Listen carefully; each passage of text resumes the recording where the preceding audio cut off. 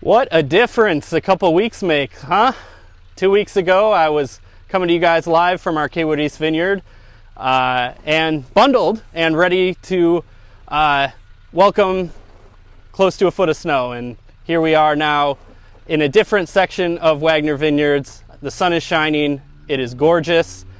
The lake behind us, you can actually see it this time. We knew we were close last time. This time, right off the bat, you get to see the gorgeous lake. But that is not going to be our focus. What's going to be our focus is, as I pan out here, a brand new vineyard. This is 10 acres, will be Cabernet Franc soon enough. Joining me here to talk about that, of course, is Mr. John Wagner. Welcome, everybody.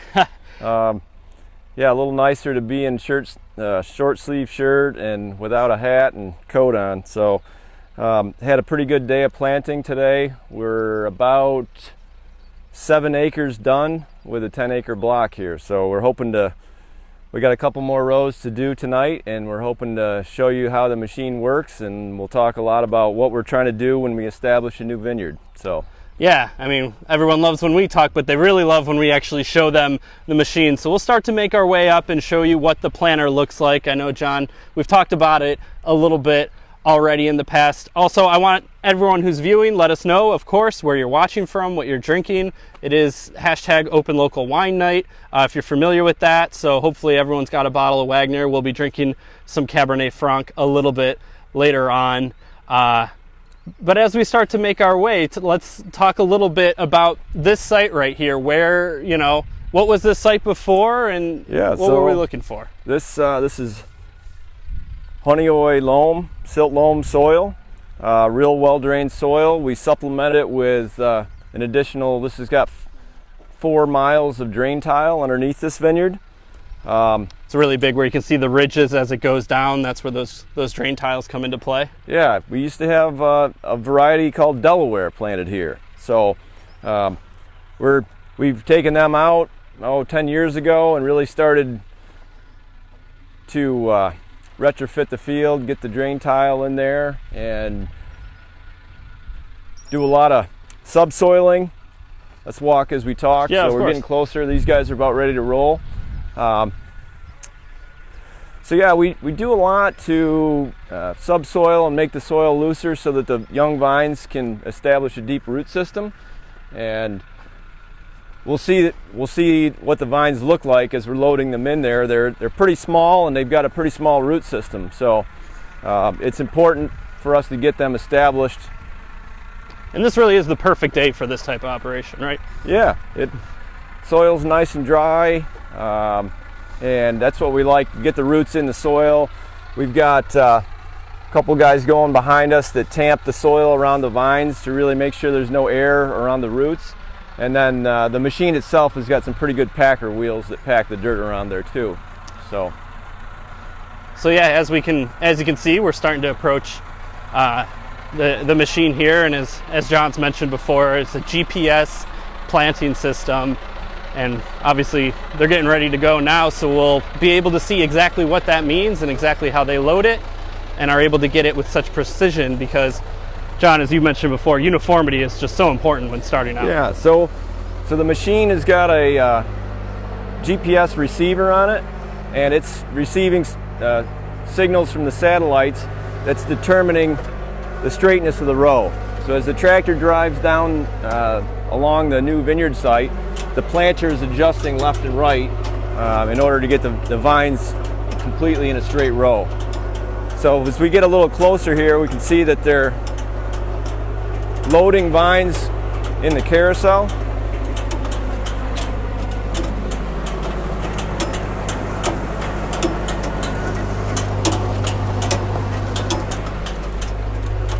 Get right in there a little closer.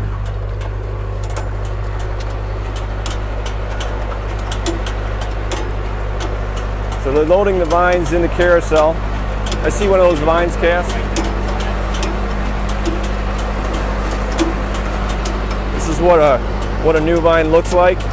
These are Cabernet Franc from the graft union up, and this is the root stock from here down. So we're trying to get these roots down in the ground and really want them to get spread out and dry soil to get packed around them. So this machine, the vines, as you see, are loaded in the carousel up front, and then the fingers grab these vines.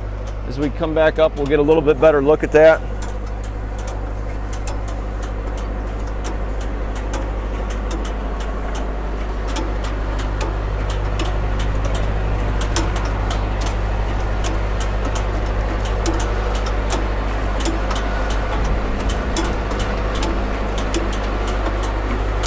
Right about in here. You can see that as the fingers come around, they grab the vine out of the clips in the front, bring it right down into the ground, into the furrow, and then the fingers release the vine, and here's what we're left with. Cabernet Franc, graft union just above soil height. We come through and do a little hand tamping around these vines to make sure that there's no air pockets around the roots, and it does just a phenomenal job of getting us straight rows, uniform depth, because we want these graft unions a uniform height above the soil. And it's just really nice to get them in on a day like today when the soil conditions are right. So yeah, we've done this for many years. We used to do it with different technology where we rode on the back of the planter and scratched out marks in the fields and hand placed each vine. And then some of you guys saw we did a little video this week of how we do the replants in existing vineyards with a saber tooth. That's a little more labor intensive when we're replacing a dead vine with a new one, but it's a really phenomenal piece of equipment. We don't own it. We contract with this outfit to come in, and it is Tim Hosmer, and he's local. He owns the machine. He travels all the way up and down the East Coast planting grapevines for about a 2-month window in the spring. So again, as I said, he's driving. He's got a computer screen on the tractor. He can tell he's within a range that the planter can adjust to, and then as it's picking up the signal, the planter is adjusting left and right to maintain a pretty straight row. So if you sight down through here, Alex, you can see where that planter shoe ran through the dirt, and we got a nice straight row. And what it's allowed us to do is increase our vine density a little bit. So over the way we used to do it, we've definitely tightened up our vine spacing. So our rows are closer together than they used to be because they're so accurate that we can drive equipment down through here and we have no fluctuation in our row width. So we've tightened up the row spacing. We used to run row spacing anywhere from 10 feet, 9 feet. These are actually 8 feet, 5 inches. So we've really tightened it up that way, and we've also tightened up our vine spacing. These are 6-foot vine spacing here. So real nice uniformity. You'll keep hearing us talk about uniformity, and it really pays off big time to do your homework up front.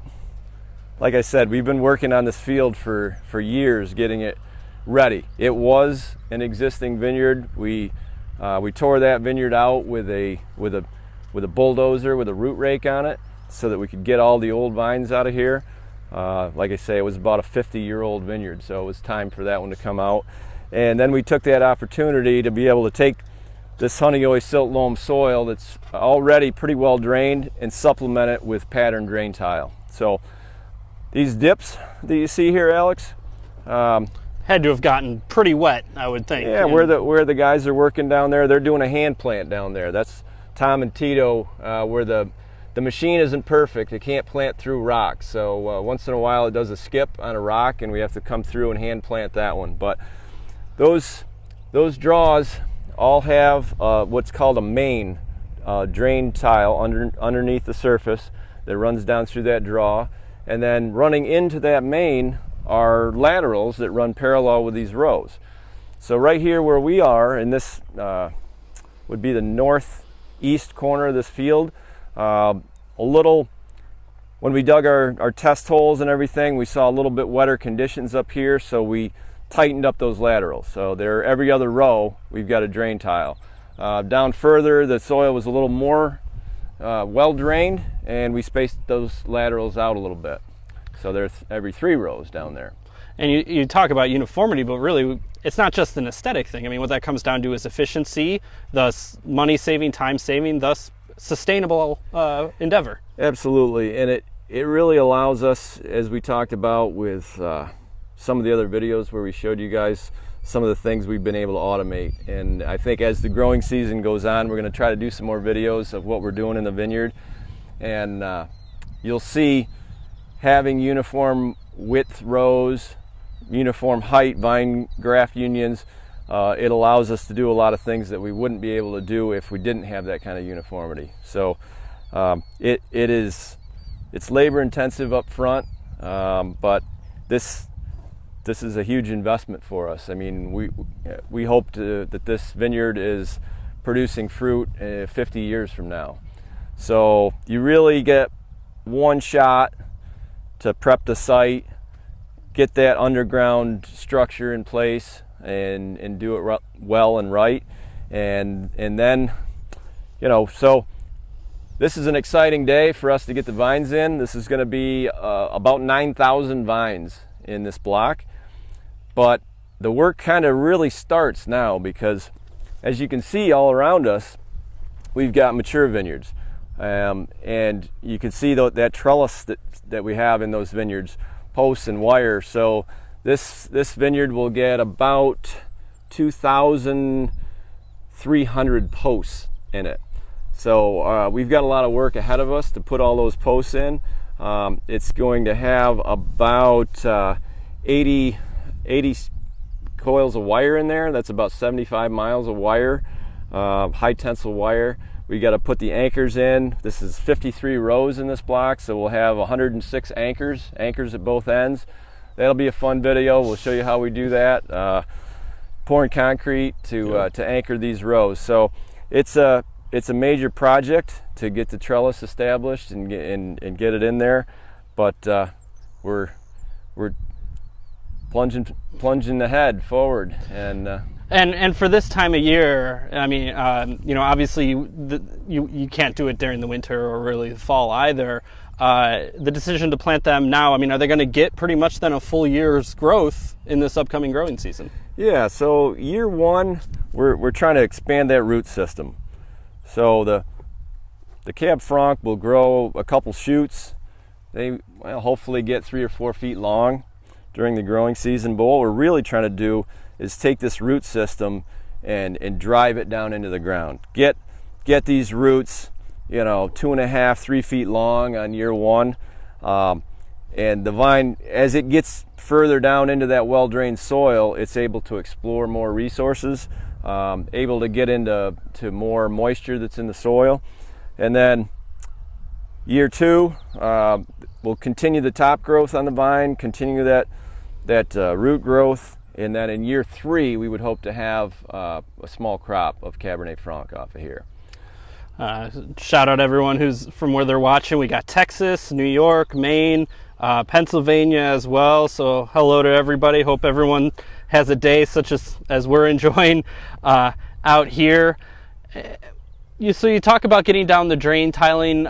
You've mentioned before about getting terracing or just helping level out these rows. Yeah. Is that something that you had to do over here as well? Yeah, so we haven't done North Dakota, somebody's watching from. Nice. That's great, sorry. I think that was the first time we saw North Dakota. We haven't done any terracing yet. So if we, again, walk down here and sight this way, if you look down at me, you can see there's a gentle slope from the east to the west.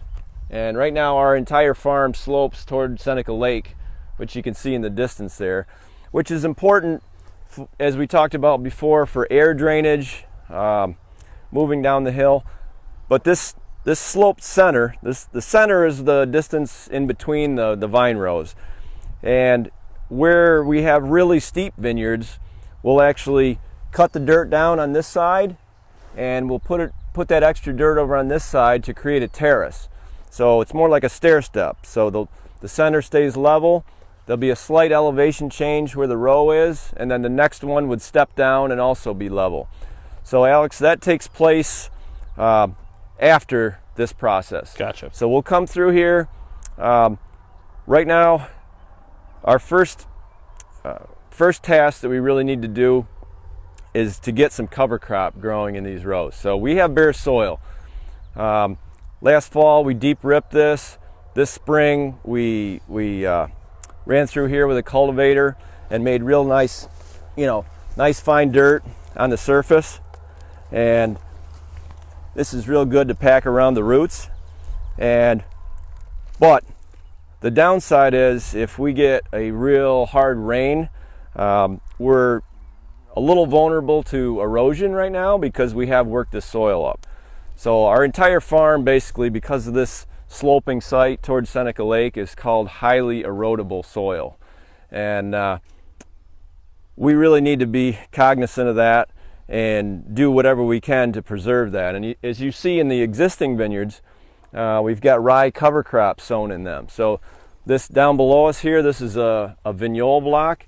They're about 35 years old, but you can see that huge stand of rye grain cover crop that we have in there, and that is got an extensive root system down into that soil, and it's holding that soil in place in case we get a rain.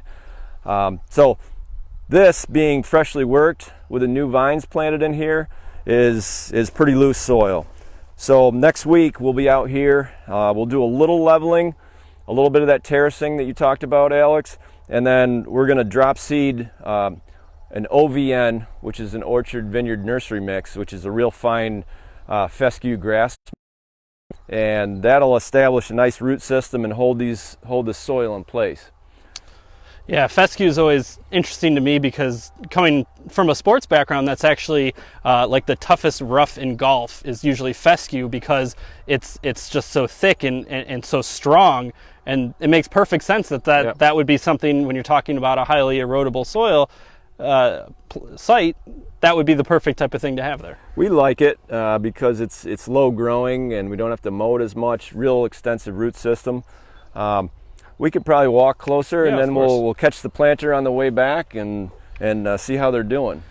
Yeah, exactly. If you guys got any questions, let us know, of course. If let us know how the audio, how the video is turning out. We're pretty far away actually from where the winery is, so we're a little shaky on what the service was going to be. It looks like we got pretty good service, so let us know how the video quality is, how the audio is coming through, and then any questions at all as well. But John, my question, and something I know we've talked about before, but I think is worth bringing up again, the decision to make this 10-acre block Cabernet Franc. Yeah. It's definitely a varietal you're hearing a lot more about in the Finger Lakes, and we're expecting you'll hear a lot more about it as the years go on. For sure. We talk about our decision 15, 20 years ago to really expand our Riesling acreage. We really planted a lot more vineyards of that variety, and we have recognized it as the signature variety of the Finger Lakes of white. And as we had the Bordeaux Reds, we had Cab Sauv, we had Merlot, we had Cab Franc, kind of in equal proportions. And we just really saw that Cab Franc shined. It overwintered well.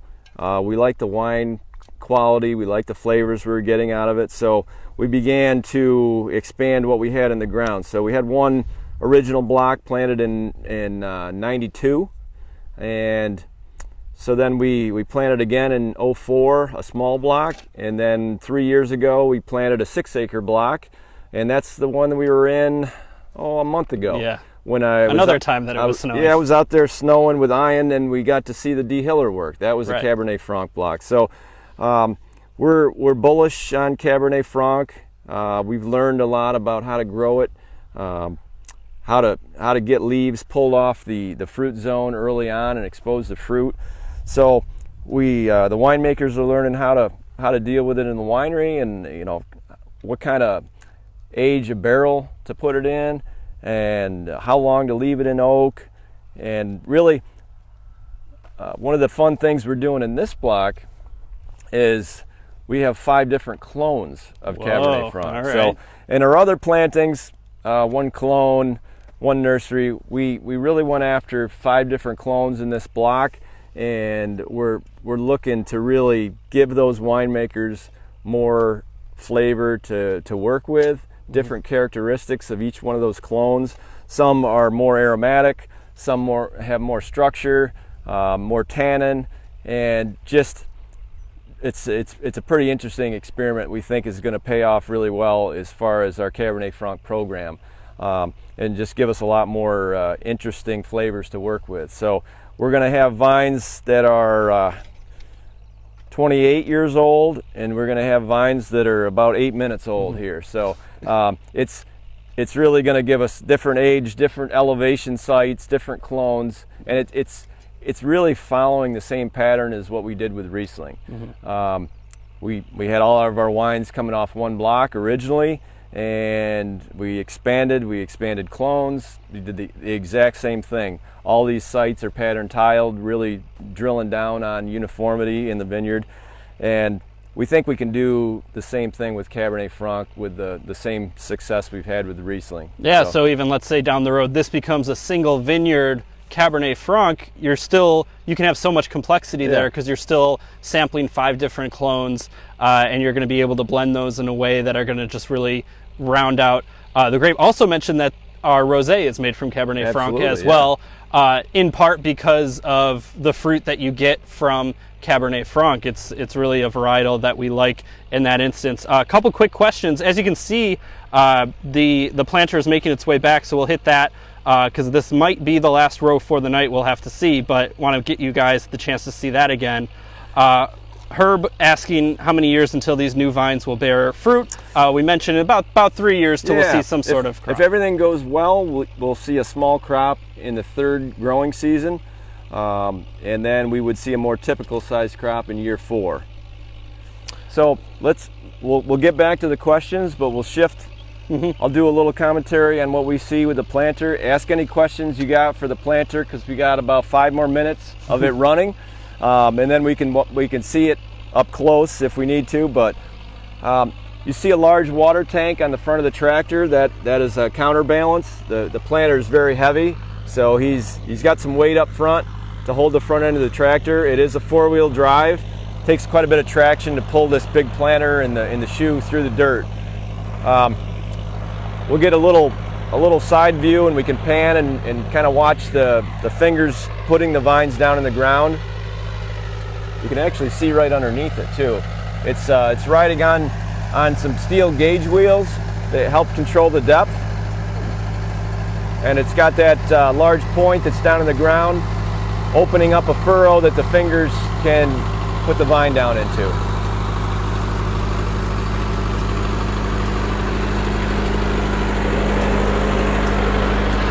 If you look real close, you can see the planter making slight adjustments in and out right here. That's as the GPS receiver is telling that planter to adjust left and right to keep the vine row straight.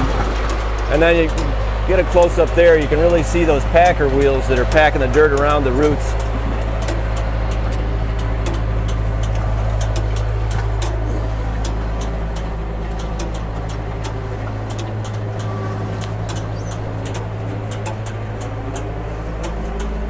You can get on the top side there and you can see those fingers a little bit.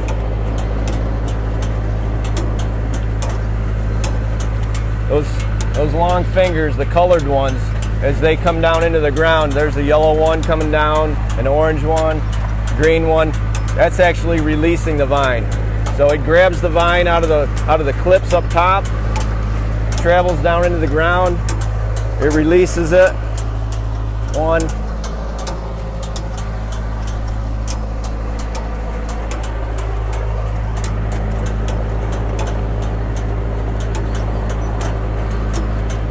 Got my top-notch QC team here, my son Adam and my nephew Brett are controlling QC. We got Andrew and Cass loading vines, and we got Tim Hosmer driving the tractor. So it's been a long day. Like I say, we got about 7 acres in today, and a little jog left in the morning to get up to the top here. Probably about 3 hours left. finish it up in the morning. Hopefully we won't get too much rain tonight, or we're expecting a little bit, but ideal conditions to get them in.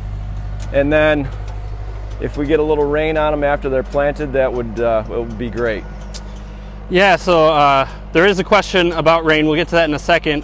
Denise just asking where this vineyard section is located. So now we are north of Wagner. Out this way was where we were about a month ago, the other Cab Franc block. There's actually even another winery here, and then you got Wagner down there. So northern half of the farm. Yeah, so we are, if anybody's familiar with where we are, there's actually a town road that travels east to west here. It's called Rhodes Road, R-H-O-D-E-S. So that's a Rhodes Road right there. Yeah, so we are just adjacent to Rhodes Road. Our farm does extend to the north a little bit further. We've got Pinot Noir, Geneva Red, and Melody planted further north from here. So we're northwest of the winery is where we are at. All right, so let's get to that question from Skip. How much rain are you wanting for the new plants? Well, it would be great if we could get them in first, and then if we had a half inch of rain or even an inch of rain, as long as it came nice and gently and soaked into the ground, that would be great. If it came fast, like we said, we're a little worried about having so much loose soil. So we unfortunately do tend to get some thunder showers and some hard rain events, and those are tough to deal with. So hence the permanent cover crop that we try to get established in all of our vineyards. So that'll be our first priority next week, is to get these centers leveled up a little bit more, get the grass seeded in there, and then making sure we'll do a couple more passes through here to make sure we get the ground firmed up around the plants. So right now you can see here, Alex, we got little scraper bars that almost cover up some of the vines. So we find them, they kind of blend in pretty well. Tough to find them sometimes, and we'll get that ground firmed around them, and then we should have another one here 6 feet away. Try to take a couple paces and I can find the next one. Yeah, I mean, you guys watching might not even really be able to see it. That's how small it is, and right in there between my feet. Exactly, yeah. And then we'll come through here. I follow it up and drive some equipment along beside them, and that further firms up the dirt. And what we don't want is we don't want air pockets down in the soil. So this vine, which is this, you can already tell this one I've been holding out in the air. You can see these roots starting to dry out, and that's not good. I can hear my father, Bill Wagner, in the back of my head saying, "Don't let those roots dry out," and he's right. So we get this down in the ground, and we want to get this soil, which has some moisture in it, around these roots. It's perfect. You don't want to put vines in the ground when it's so wet that you have mud, and you can really pack mud around these roots. You don't want that at all. You want this nice soil that's got some moisture, get it around the roots, and then pack that dirt so that you don't have these roots down underneath the dirt, but have a lot of air pockets like that. So we do a little hand tamping with our feet, and then we'll come through here with a piece of equipment and drive right up next to them within 2 or 3 inches of the vine, and that really firms things up nice. This question kind of blends in when talking about rootstock. It's from Bob, asking where is the rootstock from, and also what rootstock do we use? Yeah, so most of what we have on the farm is 3309, and we have some 10114, we have some SO4, but we really like the characteristics of 3309.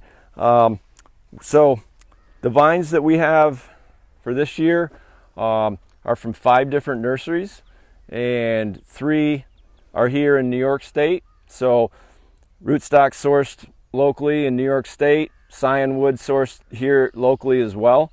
And then we picked up a few vines out from the West Coast, from a couple California nurseries, just because they had the clones that we were looking for. We talked about the 5 clones that we were trying to get in the ground. So to really get that kind of versatility, we had to search around and find those particular clones. So the stuff from California, the rootstock and the cyanwood would be sourced out on the West Coast. When it came to picking those clones, how obviously a lot of research goes into it, but probably not into just those 5 clones, probably into dozens, if not more clones, right? Yeah, I mean, certain varieties have a lot more clonal choice than others. Cabernet Franc, this is going to get us in on the really most of the major ones that are here, and we feel like they've got the best wine quality. So where we were planting 20 years ago, we didn't have as much research into these clones. There wasn't as much known about them then, and now we were fortunate to be able to get some Bordeaux red varieties in the ground 20 years ago, but we've really delved into which clones can give us the better wine quality. So we're real excited about how that's going to take our Cabernet Franc program and really elevate it similarly to how we've done with Riesling. Tim's asking, do you know which clones offhand? Oh yeah, so I've got 214, 327, 623. We got some 322 coming, so it's quite a mix, and we got them all. Keep track of them all, so get our maps on and everything. And then when we actually in year 3, when we get our first crop, we'll harvest them obviously all separate, bring them into the winery and vinify them separately, and then we'll be able, after making wine out of them for several years, to be able to kind of track characteristics that we're seeing, and hopefully we've made the right choices in the proportion. Like I'm heavy on 214. It's a clone I don't have right now. I do have some 327 that I planted in that block that we planted 3 years ago. So no, we're really excited. I hope to be able to give the winemakers some great grapes to work with, and yeah, as you pointed out, we're making the rosé out of there, so Mm-hmm. it's becoming just a real workhorse red for us, and we think the Finger Lakes is ideally suited to be able to make some beautiful Cab Francs. Yeah, and it's because the weather is not the uniformity that we look for in the vineyard, right? It's because the weather is so unpredictable that unlike, say, Pinot Noir, Cabernet Franc is a little bit hardier, and it's going to be able to withstand that. And we were talking just before we started this, one of the techniques or one of the avenues that you go to help make that hardier is opting not to put the grow tubes on these vines here. Now, those who watched the video on Wednesday, we did put grow tubes on the replants. So can you talk a little bit about that decision, both why they're on the replants and then why you don't like them here? Yeah, I can. So the video we showed midweek was a saber-tooth replanter replacing a vine in an existing vineyard. So that was about a 20-year-old block.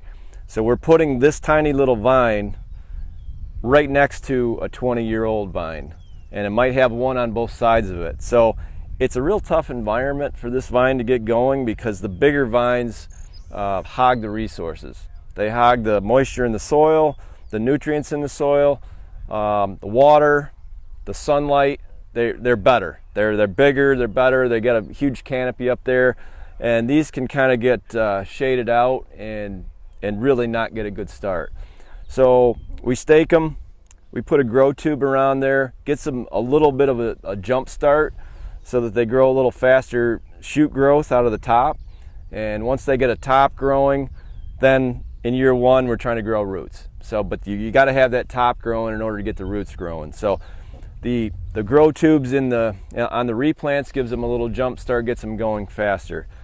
We've used grow tubes in new blocks, and you'll see a lot of California vineyards would have a tall grow tube, maybe a 3-foot tall grow tube around this plant, and it does simplify year 1 as far as giving them a jump start and keeps the competition from the weeds away from them a little bit. What I don't like about it is you do tend to get one spindly shoot up through that grow tube. It'll be a long shoot. Sometimes in year one you can get a 6-foot long shoot out of there, but it's kind of small gauge, small diameter to it because it hasn't had to really struggle. It's come up through that tube pretty quick. It's stayed small, and a lot of its resources have gone into making it longer. What I prefer in a new vineyard, without having that competition from existing big vines out here, is to let multiple shoots grow. So we'll retain 4 or 5 shoots on this vine this year. Each one of these little buds will push a shoot, and they're going to get tussled around. The wind's going to blow, and they're going to have to struggle with the wind. And what that does is it makes them bigger diameter, bigger caliper, and they end up being a little shorter shoot than you would get in a grow tube, but the diameter is better, and they just got a real nice connection down here to the scion, and I like it for the longevity of the vine, that we've got that trunk that was a little slower growing and a little bit bigger diameter and a little bit better connection down there, rather than that quick growth through a grow tube, smaller and spindlier. So it's a choice. It makes our life a little more difficult because we don't have anything to guide the shoots out of this vine in year one, whereas the tube kind of guides them right up the tube. But for the sustainability of growing vinifera in the Finger Lakes, we like a little hardier, slower growing vine than just that shoot that races up to the top. Like we said, this is all about perseverance and patience. It's not about trying to find the quick way out. Question from Bob, just how many acres now of Cab Franc is this going to give us now after we add this 10?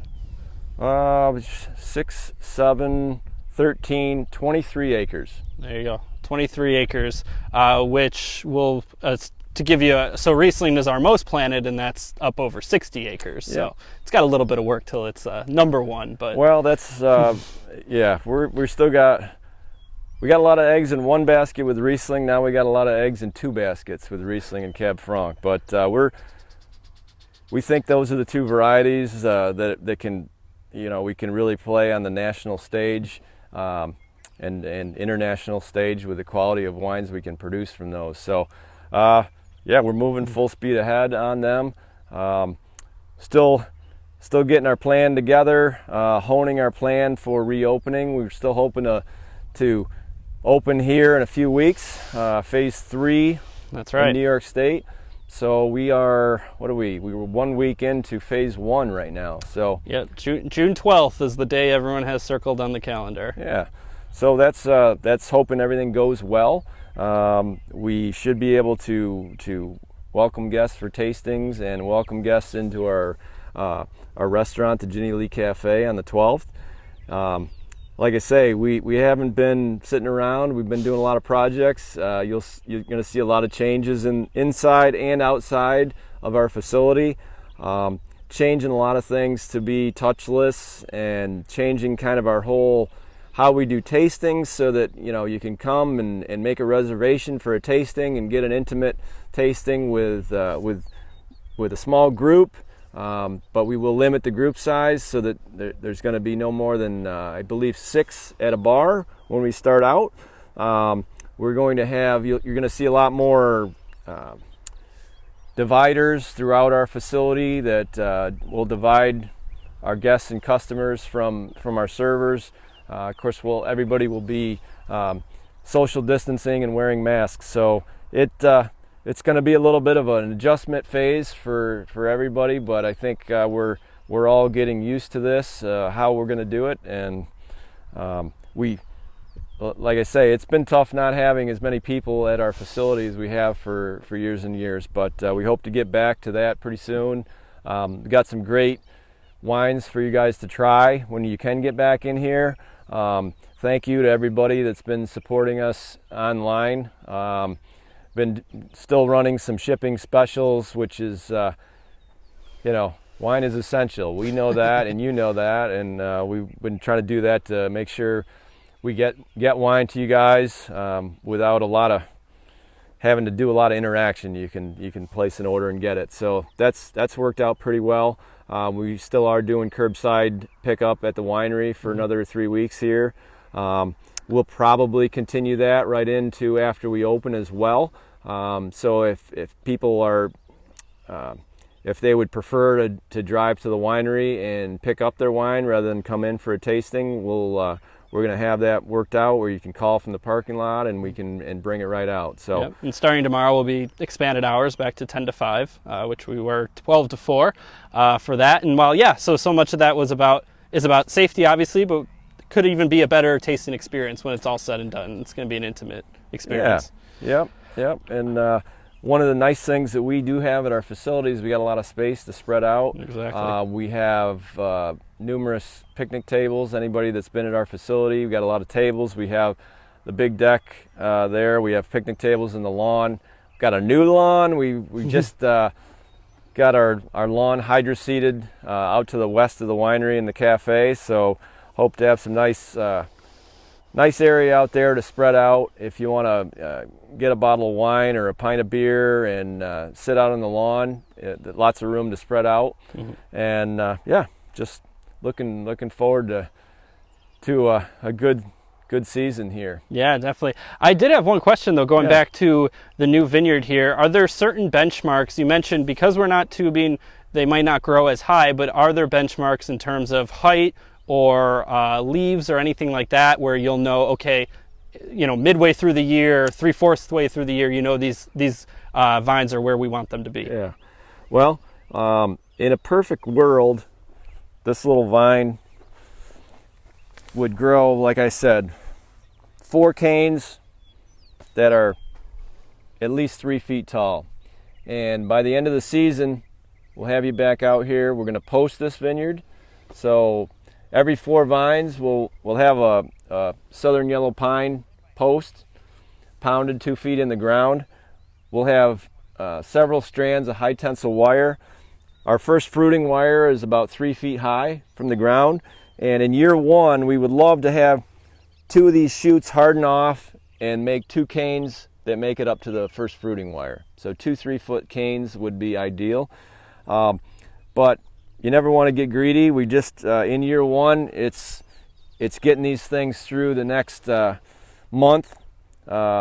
We think we got real nice soil conditions so that there's ample moisture for them to get going. You do see that's not a very extensive root system right there. So if they're planted that deep in the ground, that's the moisture that you have available to you. You can't access any moisture that's down deeper than this root system. So get them going, get that shoot growing. If we come back out here in a couple weeks and we see green shoots, that'll be a great benchmark that they've started and they're growing. Then a couple timely rains throughout the season, we'll keep them going. And we do have to do some control of the competing weeds in year 1. So we talked about this area between the rows is called the center, and that center is where we're going to plant the permanent cover crop. So from here to here, we're going to seed in permanent grass. Right here, which is where the vines are, they're a little less tolerant of competition in year 1. So if we don't do anything and that grass grows, which it will, weeds grow everywhere, no matter if it's the driest season, wettest season, whatever, weeds will grow. The weeds will win over young vines. So we do have to come through here. We have several ways of attacking this, but we've got some interesting cultivators that we come through here, and we will eliminate the weed competition that is right next to these plants so that it doesn't, the weed roots will come down in and rob the moisture from these plants, just like they would in your garden. That's why you pull weeds in your garden, because the weeds, especially when the plants are young, weeds can win. So, John, I'm going to ask you a very poetic question. You're probably not going to like it. Do you? I mean, you're out here with all of these different vines. Do you feel like there's an attachment to each individual vine as it's going in. And are these your babies? I know one of your sons is right over there, so don't want to put you on the spot, but no, I mean, I guess it's probably not to that degree. Sure. I mean, you don't name each and every vine? No, but I mean, I've been doing it long enough where we want to do it right. We want to get good, healthy nursery stock, do the best job we can getting them planted and give them the best start we can. And then we take a lot of pride in the entire vineyard. I mean, I feel a sense of attachment to the land and kind of the vineyard as a whole. The individual vines, we give them our undivided attention. You know, when we're trimming this vine, you're keyed in on that vine. But you know, this dirt is the same dirt my grandfather was farming in, my father, myself, my son, and you know, my great-grandfather was farming just south of here just on the east side of Seneca Lake. So there is a connection to this land and protecting the soil. You know, there's a lot of things. A lot of people look at this view, and you know, there's a lot of uses for this land, but we continue to think the best use of this land for us is to grow vineyards here and grow them in a sustainable way where we can protect this soil from erosion, and really trying to pick varieties that we know can overwinter. So there's some varieties that you know, are kind of in vogue, and we try not to pick the flavor of the week and plant that. We're trying to plant things that will do well here on our site for 50 years, and we have enough track record with some of these varieties to know we can do well in the winery with them, and that's given us the confidence to move forward and try to expand our acreage on them. All right. So we should probably go taste some wine. Yeah. I think we're about there. As we walk down, I just want to take a second also to talk, because you know, part of the reason why I asked that question, so we're up now to 225 acres that are planted here at Wagner Vineyards, and that is one of, if not the biggest in the area. So I think a lot of times when people hear that, there's all of a sudden it's this mechanized machine and everything like that, and it's not something that, you know, I just wanted to make clear that John and this whole team here, you know, the pride that we take in making sure every single vine is going to be put in the best position, and that we're making sure that the soil is also put in the best position, that this land is in the best position. So I just think it's important sometimes to highlight that as well. We, you know, sometimes get pigeonholed into being a large winery, and people think, oh, they're a big winery, they don't care about quality. Well, that's very far from the truth. We are 100% estate bottled, and there's only a handful in the Finger Lakes that are 100% estate bottled. Every bottle of wine that you buy from us is produced from grapes that we grow on our farm. And you know, there's a tremendous amount of handwork that goes into it, and I think we've done it for 5 generations now, and a lot of pride. We try to take each lesson that we've learned the hard way and do things slightly different on the next version of it. And this kind of is it's a fun day for us, because it's like, okay, all the latest changes and everything, we're going to employ them and do everything in this vineyard, and then if we plant one down the road 3 or 4 years, we might have something new that we're going to try. But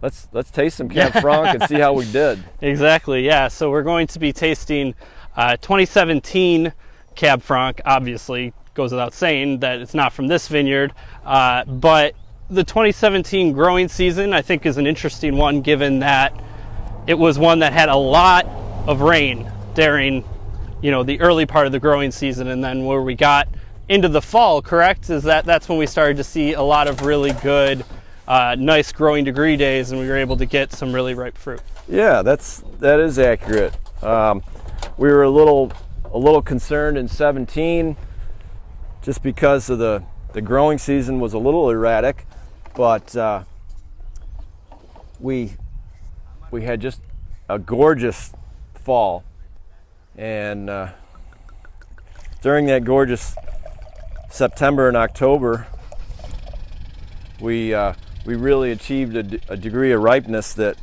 I'm pretty happy with. And this, so, I mean, obviously there we go. Yeah, so this is our 17 Cab Franc.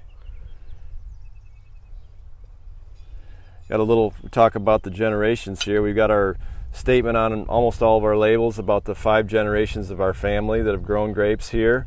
And it really is important to us, and that's why we put it on every label, so you guys know what is in one of these bottles. And anybody drinking our Cab Franc tonight? Yeah, let us know what you got in your glass tonight. I will mention again, today is Open Local Wine Night.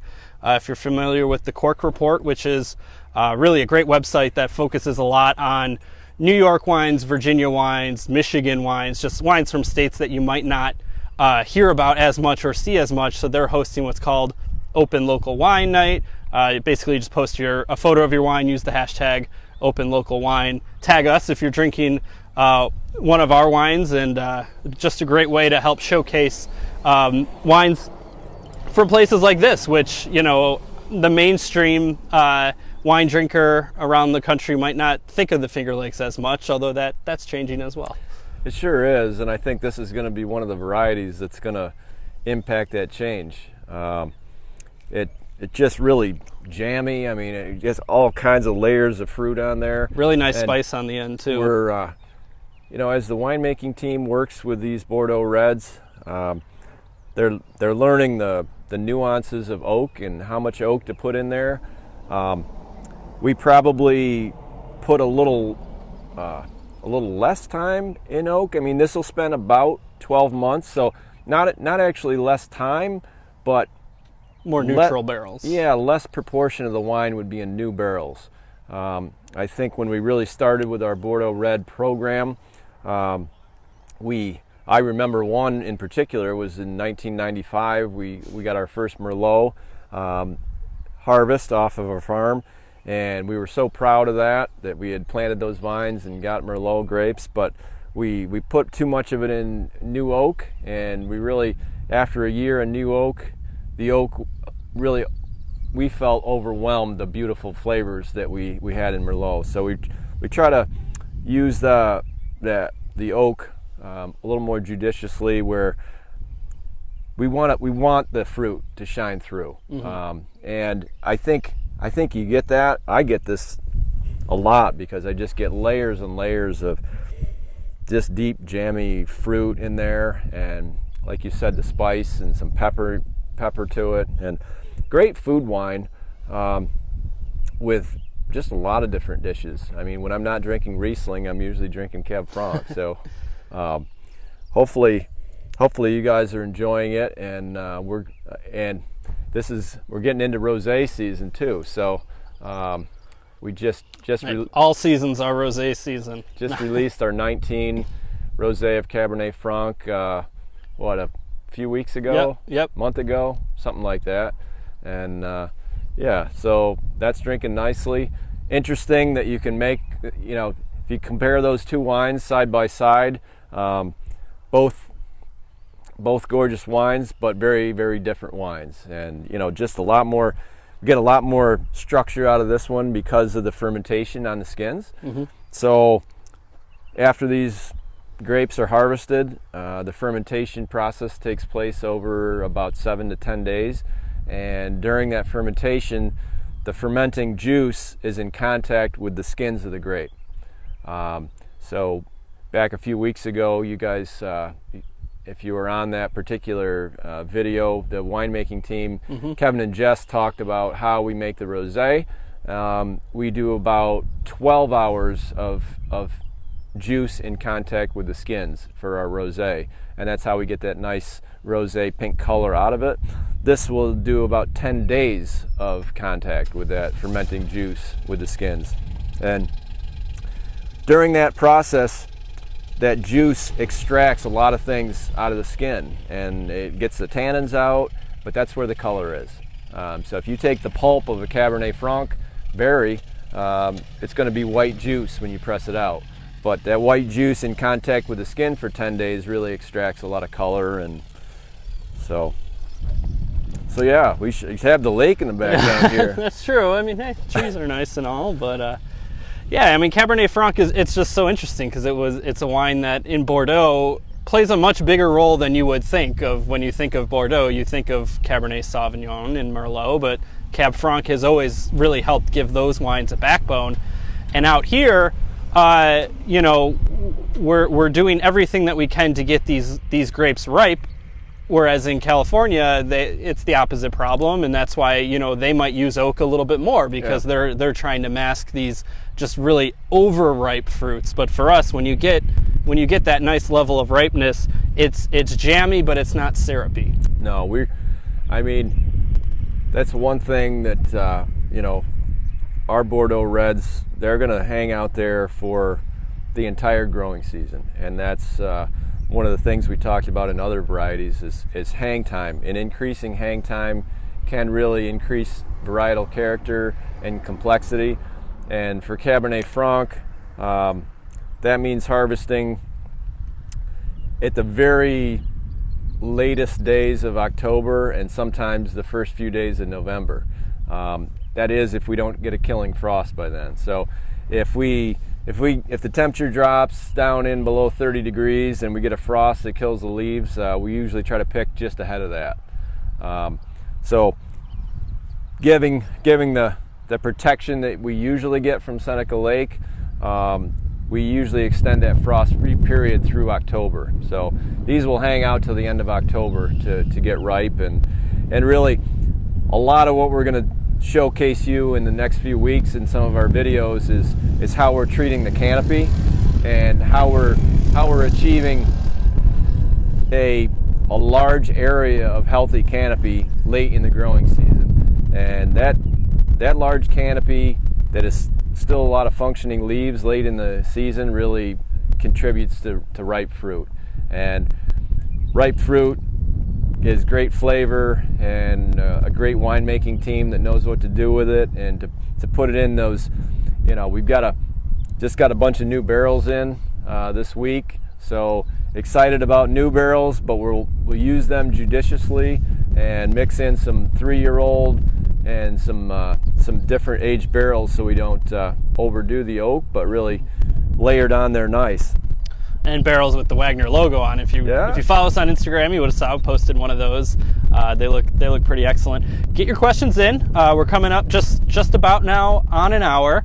I'll let you guys know we'll have a really interesting discussion with John Poulos next Friday. As all conversations with John Poulos are, they're always very interesting. John can go on a lot of topics. But we're closing in on being ready to be open. We'll continue to do these. I know everybody likes them, so we'll definitely continue to do them in some capacity. But yeah, talk a little bit about what we're going to be seeing in these next couple weeks. Maybe not in this vineyard in particular, but where are we now on the evolution of this vintage? Yeah, so we have finally got bud break. So the emerging buds, we saw them a couple videos ago where they were real tight buds. They've opened up, and we have small shoots coming out of the vines now, small leaves, and those shoots are going to expand pretty rapidly over the next couple weeks. And so we will hope to have 5-inch shoot growth here by next week at this time. And so that vine, it really needs that canopy to get energy from the sun and really get going. And so these next couple weeks are key. Get that canopy expanded pretty quick. And when we move into June, we'll be flowering. So the varieties will be in blossom. Blossom's kind of a critical time. We would like to have sunny and windy during that. Grapes are wind pollinated. So a nice light breeze and sunny, dry conditions are great for blossoming. If we get a lot of rain during blossoming, we can have poor fruit set. So that can lead to just not a lot of berries setting on a cluster. So we like to have a good berry set. So yeah, we're going to be looking to that. We're going to be looking to move catch wires within vineyards so that we can show how we manipulate the canopy. And we talked a lot about the Scott Henry training system, how we'll be moving those catch wires to train the shoots vertically upward, and also moving catch wires to train a tier vertically downward. So a lot of these videos that we've been doing, we're talking about dirt, and we're talking about these vines that don't look like there's a lot going on, but bear with us. We really want to show really from the ground up, literally. And so there's a lot that goes into it, but yeah, as the weeks go on, I think you'll see a lot more going on with the vines. We'll get back into some mature vineyards. Maybe we'll do a quick revisit of this vineyard here in a few weeks. We'll see how they're starting to grow. We'll show you, I think it'd be interesting to show how we put the trellis in here. We'll get an idea of posting and doing the anchor work and stringing wires and stuff. So yeah. Well, when we say from vine to wine, we mean it. It's a 24/7, 365 process here, and we definitely, it's all part of the process. You need to, want you guys to appreciate this moment, so that when we're ready to pick the fruit, when you're ready to uncork a bottle, you really know everything that went into it. And Mary, with the comment, just hopes we can get back to normal, because she really misses Friday nights out on the deck. Yeah. That hurts us. This was supposed to be the first pub night, and would have been a just gorgeous day for it. Yeah. Well, we look forward to seeing you, Mary, and I hope we're able to get back to it here pretty quick. So yeah, and for pub night, if you saw our post earlier today, that's phase 4, those types of activities. But really what's important for us is figuring out a way that we can put on a concert that's going to be safe for everybody, but also you're going to be able to enjoy yourself. So be on the lookout for more information regarding those. But hey, we see the light there at the end of the tunnel. We know we're going to get back to it. Got to be safe. Yeah. And how we do it, we don't want to rush.